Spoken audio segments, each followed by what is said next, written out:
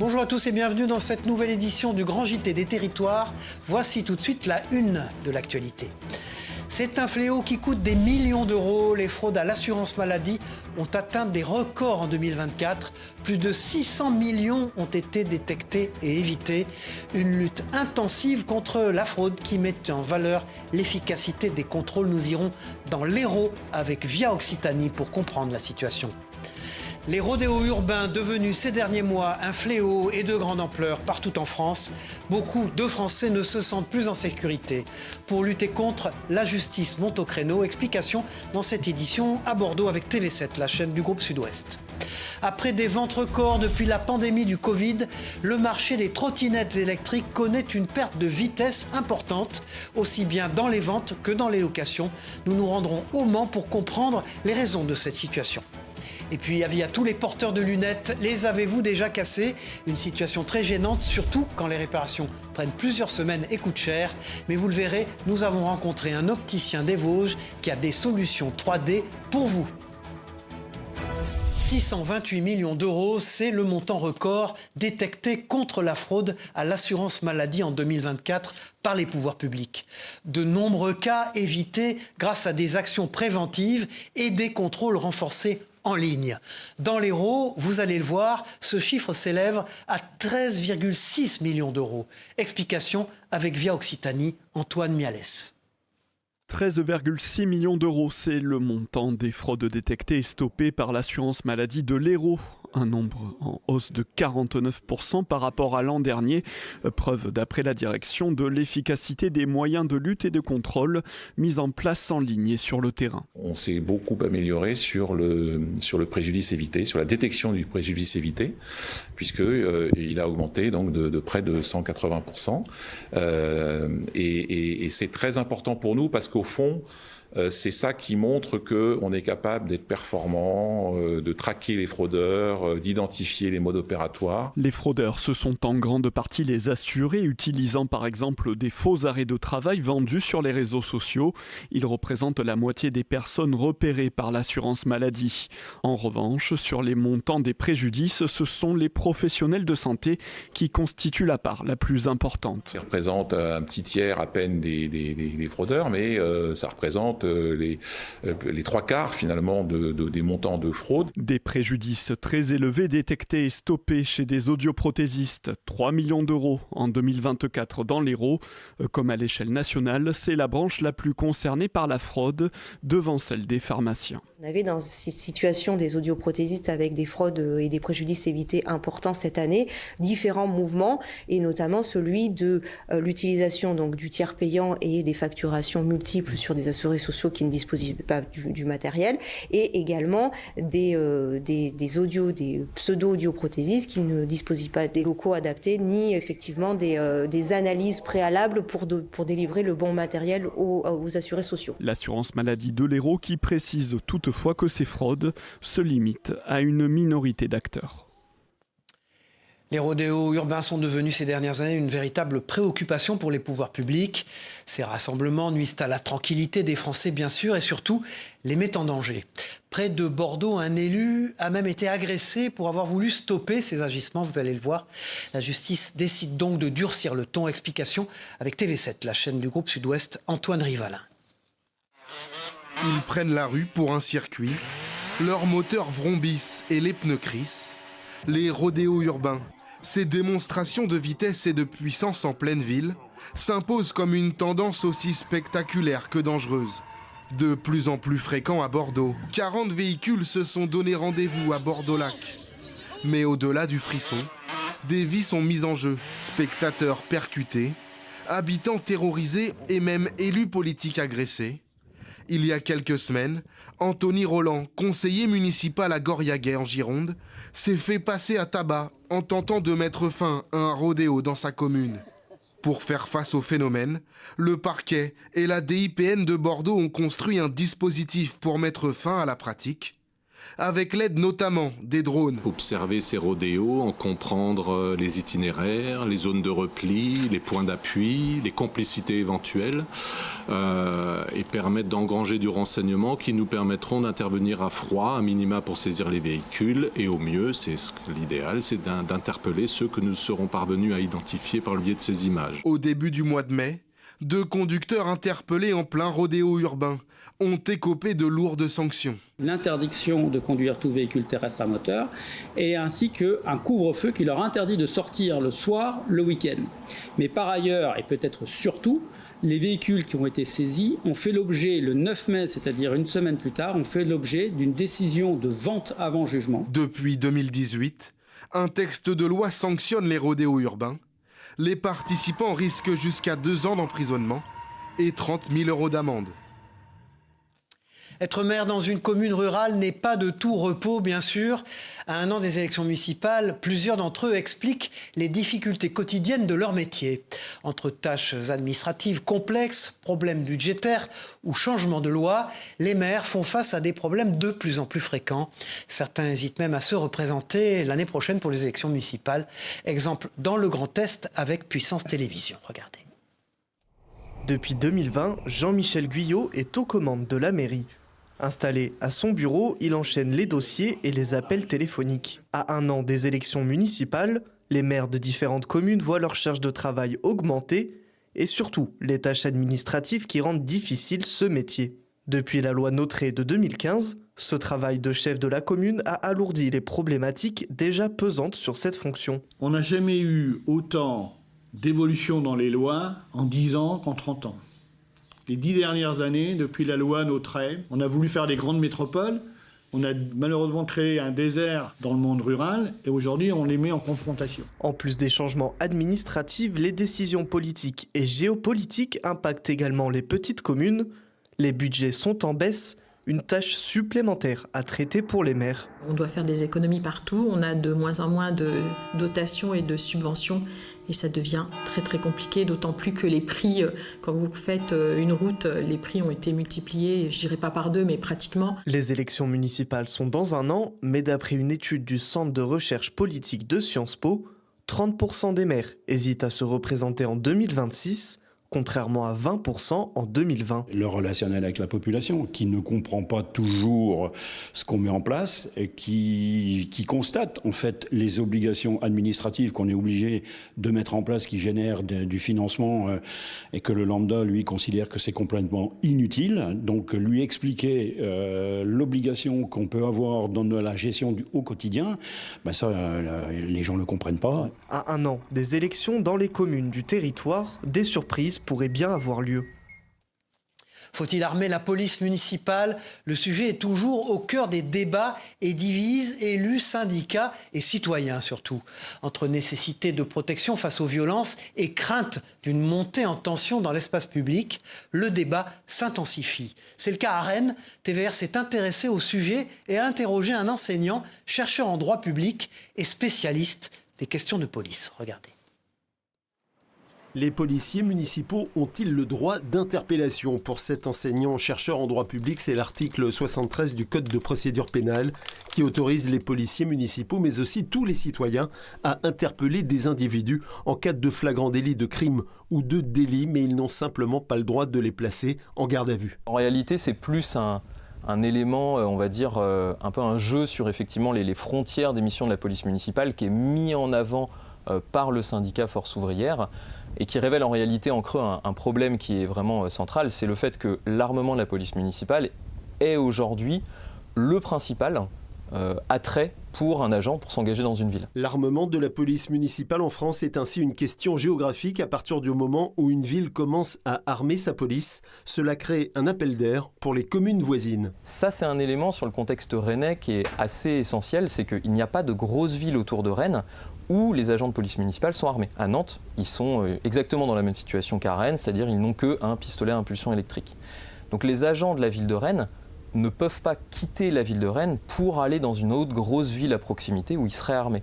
Ça, c'est un élément qui, dans le rapport de force interne entre la mairie et les syndicats, va sûrement être déterminant. Et selon un rapport de la Cour des comptes, aucun obstacle juridique n'empêche un maire d'armer sa police municipale s'il le souhaite. Ensuite, tout est affaire de sensibilité politique. À droite, on demande à la police municipale d'adopter une démarche sécuritaire avec des missions d'interpellation. À gauche de l'échiquier politique, la police assure uniquement des missions de prévention.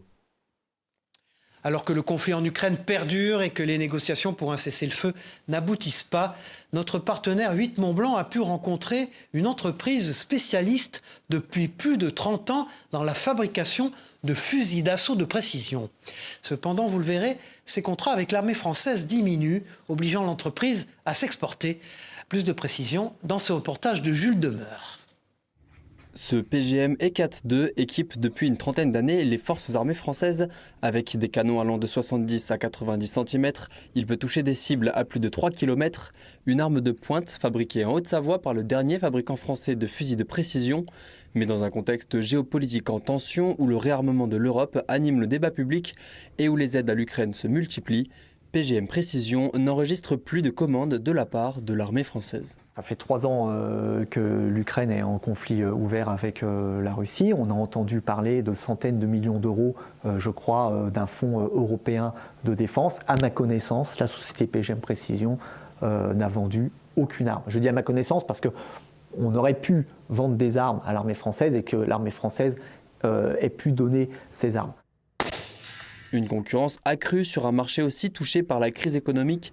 Mais pour s'assurer d'une longévité, PGM Précision continue de se développer. L'entreprise compte aujourd'hui près de 10 salariés. Elle s'appuie en effet sur une soixantaine de partenaires étrangers. À l'échelle nationale, l'entreprise haut-savoyarde peut tout de même compter sur le RAID, un de ses partenaires historiques. Ce dernier utilise en effet ses fusils pour veiller sur la population, notamment lors des grands rendez-vous sportifs. En 1992, pour les Jeux Olympiques d'Albertville, le RAID sécurisait la cérémonie d'ouverture avec nos fusils Ultima Ratio. Et pendant les Jeux Olympiques de Paris 2024, on avait encore des fusils PGM qui protégeaient les athlètes et qui protégeaient les supporters lors des cérémonies d'ouverture ou pendant les épreuves. Des armes héritées d'un savoir-faire local qui continueront de protéger les populations en France ou à l'international dans les prochaines années. Le trafic de drogue est un phénomène qui n'épargne personne, petites et grandes communes, tout le monde est touché par ce fléau. Les malfaiteurs transforment l'espace public en point de deal, ce qui nuit grandement, évidemment, à la tranquillité des habitants et des commerçants. Un problème majeur aussi pour les élus. Vous allez le voir, en Isère, le maire de Fontaine a décidé de lancer une occupation citoyenne. En quoi cela consiste-t-il? Réponse avec ce reportage de Télé Grenoble. À Fontaine, la mairie lance une opération inédite pour lutter contre le trafic de drogue, l'occupation citoyenne. Malgré un renforcement des moyens policiers ces dernières années, la ville reste le théâtre de règlements de compte.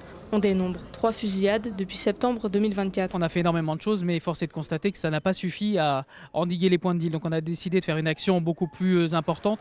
Il y a un volet sécurité, faire fuir les dealers, faire fuir les consommateurs, mais également un volet occupation de l'espace public avec les habitants, avec les commerçants, avec les associations de quartier, avec les bailleurs aussi également. Moi je considère qu'il faut qu'on mène ce combat-là et qu'on dérange le plus possible. L'action est menée par la mairie de Fontaine, la préfecture de l'Isère et les polices municipales et nationales, mais fait aussi appel aux habitants. Parmi les Fontainois rencontrés, beaucoup sont motivés à l'idée de s'investir dans cette initiative, tandis que d'autres émettent quelques réserves. Enfin, je crois qu'il faut quand même qu'on essaye et que surtout qu'il y ait une action coordonnée, police nationale, police municipale, bailleurs, habitants, pour faire reculer ce qui est maintenant devenu quand même un fléau. Moi, occuper un lieu jusqu'à 8h du soir et pendant 10 jours, je ne vois pas en quoi ça change le problème. L'opération doit durer une dizaine de jours, mais la mairie n'exclut pas la possibilité de la reconduire. L'année dernière, près de 50 000 personnes ont acquis la nationalité française. Dernièrement, la préfecture de Martinique a d'ailleurs honoré 44 nouveaux citoyens. Un moment toujours très joyeux pour eux, après avoir rempli une multitude de critères pour obtenir la nationalité, bien sûr. Cependant, le ministre de l'Intérieur, Bruno Retailleau, a annoncé vouloir durcir ces critères. Regardez ce reportage de Via ATV sur place. Anaïs est une lycéenne de 17 ans et est née à Fort-de-France. Ses parents, eux, sont arrivés d'Haïti il y a 34 ans. Elle fait partie des 10 mineurs qui reçoivent la naturalisation aujourd'hui. C'est une nouvelle vie qui commence, du coup j'aurai plus d'opportunités et c'est un avantage pour mon avenir. Rebecca vient des États-Unis. Mariée à un Français, elle vit dans le pays de son époux depuis 15 ans. Pour elle, cette cérémonie a une saveur unique. J'ai tenté même 2-3 fois avant de réussir parce qu'il me manquait toujours des documents. J'arrivais pas à y croire. Vraiment, c'était un moment que je n'oublierai jamais.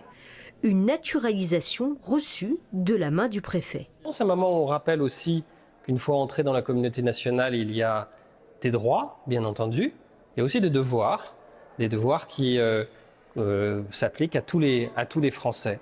Mais en 2026, les critères pour accéder à la citoyenneté pourraient être durcis. C'est en tout cas ce qu'a annoncé le ministre de l'Intérieur, Bruno Retailleau, le 6 mai dernier, en mettant le point sur quelques critères, notamment l'insertion professionnelle durable et une meilleure connaissance de la langue française.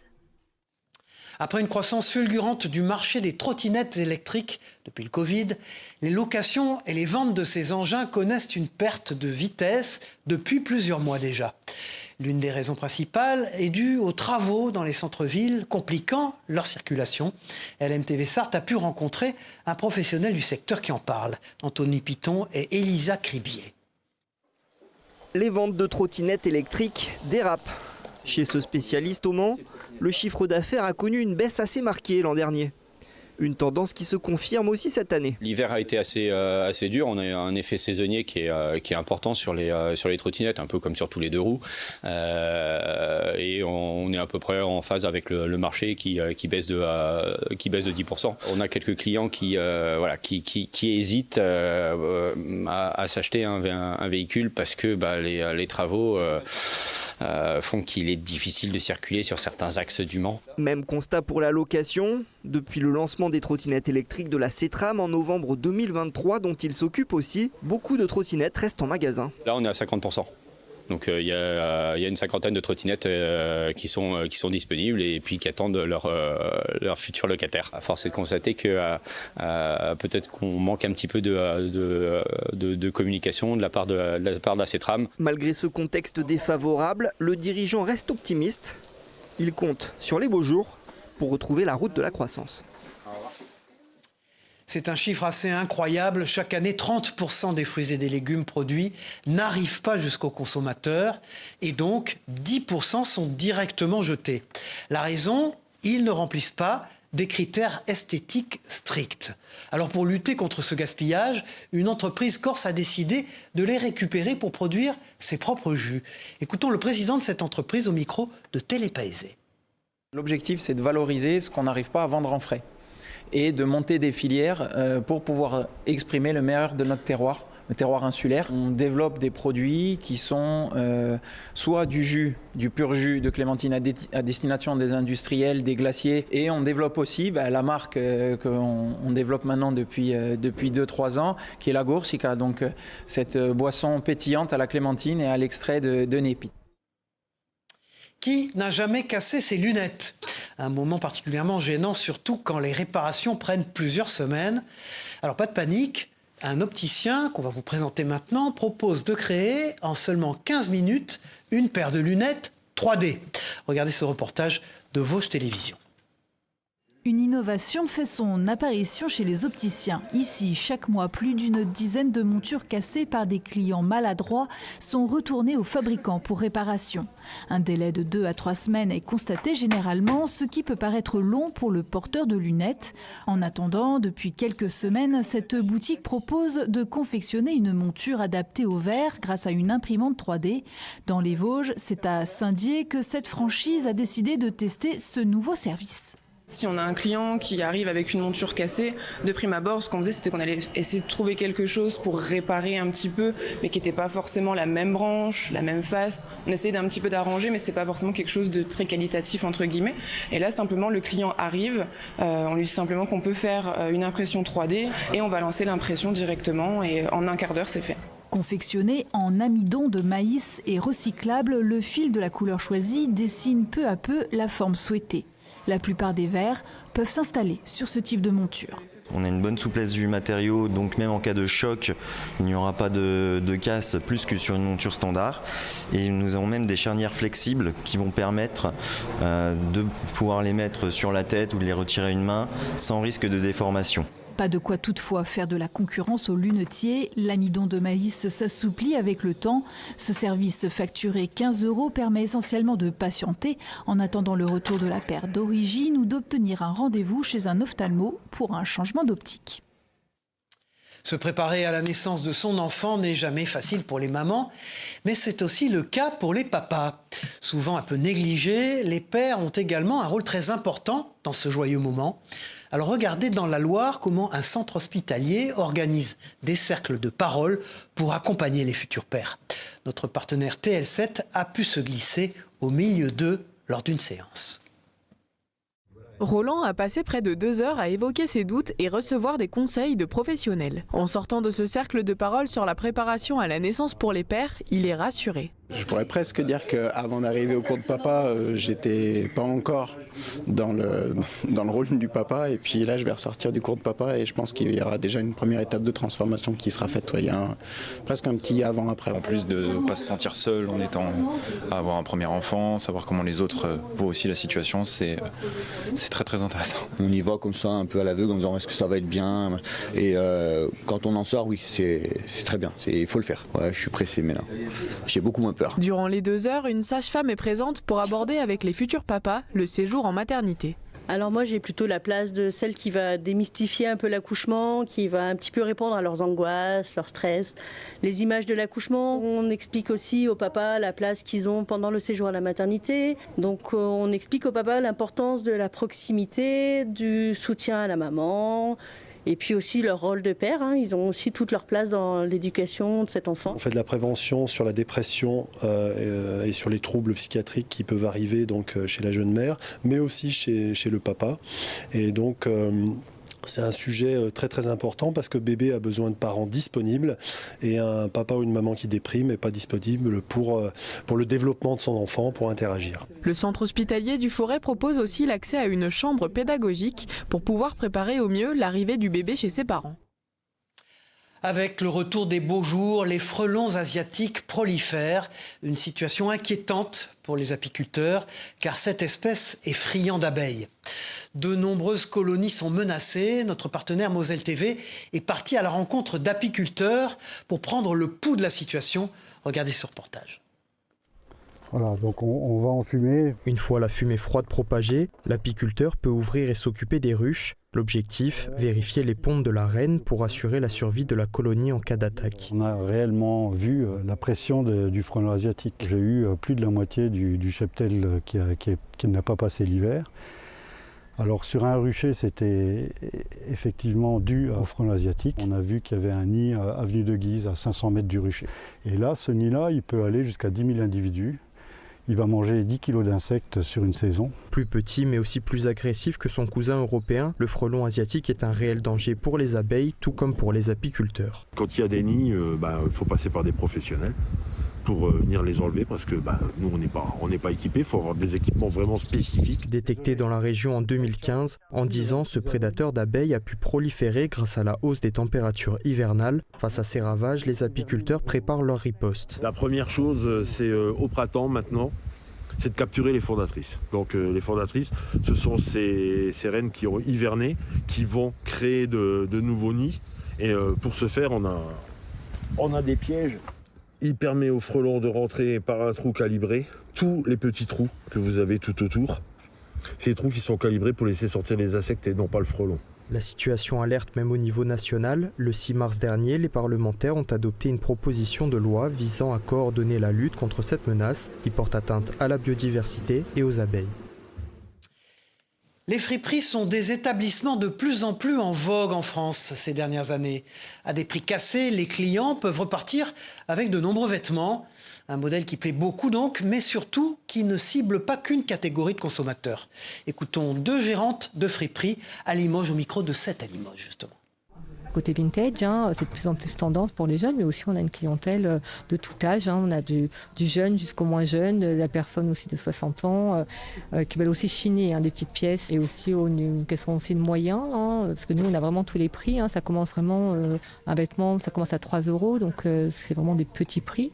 Depuis que mes parents en fait m'ont appris à m'habiller en me disant qu'on peut s'habiller de manière seconde main et que c'est pas grave, donc du coup moi j'ai toujours appris à m'habiller comme ça, et donc pour moi ce sont des valeurs qui sont importantes, et j'ai voulu le retraduire dans ma boutique aussi, qu'on pouvait trouver de très belles pièces en seconde main. Un hommage aux soldats du feu, bien souvent peu reconnus à leur juste valeur. Un musée des pompiers a ouvert pour eux ses portes dans l'Aube. Ce lieu retrace l'évolution des équipements de secours et de lutte contre les incendies. Des pièces uniques depuis le 19e siècle jusqu'à aujourd'hui que nous présentent nos confrères de Canal 32 sur place. Regardez. L'espace mémoire des sapeurs-pompiers de l'Aube retrace sur 700 mètres carrés près de 2 siècles d'évolution des équipements dans le département, de 1830 à aujourd'hui. Dès les premières visites, la surprise est au rendez-vous. Elle témoigne de l'engagement et de la réalité du métier. Des fois, ils avaient prêté main forte à la commune à côté, donc ils pouvaient courir en tirant la pompe pendant 10-20 km. Les membres de la commission Histoire ont consacré 18 mois à transformer ce lieu en un espace muséal. Le rez-de-chaussée dédié aux véhicules d'intervention, le premier étage au secours à la personne et le dernier à l'habillement ainsi qu'aux pièces plus légères. Les objets exposés proviennent de dons offerts par des communes, des collectionneurs ou des sapeurs-pompiers eux-mêmes qui conservaient ce patrimoine dans leur garage. Comme ça embêtait ma femme que ça soit là. On a un superbe patrimoine chez les sapeurs-pompiers, surtout dans l'Aube, et on voyait que ça partait sur les vides-greniers. Aujourd'hui, la commission Histoire compte 30 personnes. On honore la mémoire de nos anciens qui ont travaillé dur avec du matériel pas toujours facile à utiliser. Un peu plus de 6200 pièces. Ça va du pins au véhicule, avec toutes les tailles intermédiaires. Voilà, c'est la fin de ce journal. Merci de l'avoir suivi. On se retrouve très vite pour une nouvelle édition du Grand JT des Territoires. Au revoir à tous.